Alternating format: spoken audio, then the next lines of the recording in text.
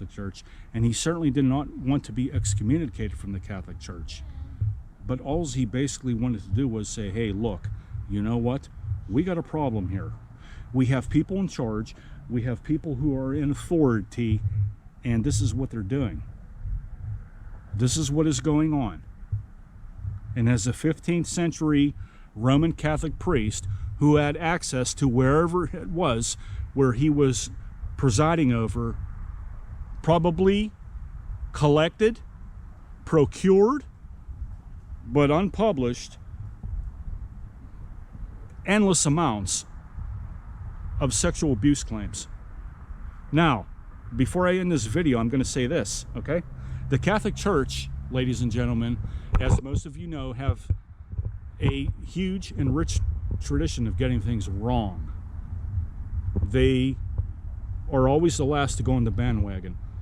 You want an example? How about Nicholas Copernicus, a Polish astronomer slash zealous Catholic priest, theologian, gave ample evidence, presented ample evidence, convincing evidence that we go around the sun, not the other way around.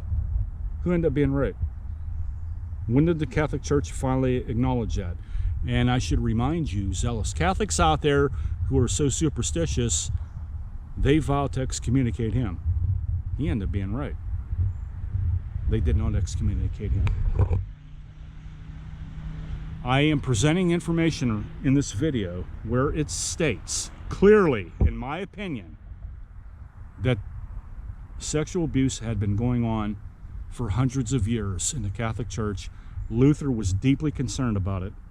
He wanted to reform the Catholic Church, not eradicate it. The result was they eradicated him. I'm not trying to sanitize Luther. I'm a practicing Roman Catholic myself. I want to make that perfectly clear. But I also have an open mind, and I do research, and I want a Catholic apologist who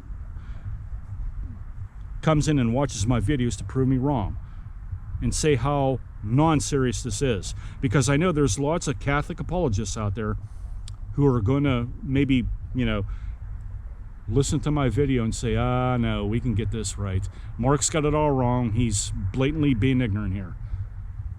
Because Catholic apologists do this. They get paid to do this in some cases, in some very extreme cases. And, you guys can go higher up if you want to. Go to Dr. Taylor Marshall there. He's the big Catholic scholar on YouTube, although he's not a biblical scholar and he's not a theologian, but, the Catholic Church relies heavily on his footage of and presentations of his contentions and of his eulogies and et cetera, et cetera. So I'm just presenting information here. I want you to follow this yourself. In my next episode, it's even going to be more mind-blowing because we're going to explore things here just in this country alone where what Martin Luther cited continued to be ignored and continues to this day to be ignored. Just yesterday, I think it was, and I'll end the video with this. The San Francisco Chronicle came out with a article where the Catholic Diocese of San Francisco is going to go bankrupt because of the huge monetary checks that they have to write and give to people who have been sexually abused by the church. Well, imagine that. I wrote on my Facebook page that, while the Vatican has very rich tradition of working out miracles, maybe they'll work out one for this, but they certainly will not work out one for 500 years of history, just 500 years of Catholic sexual abuse. Have a great day.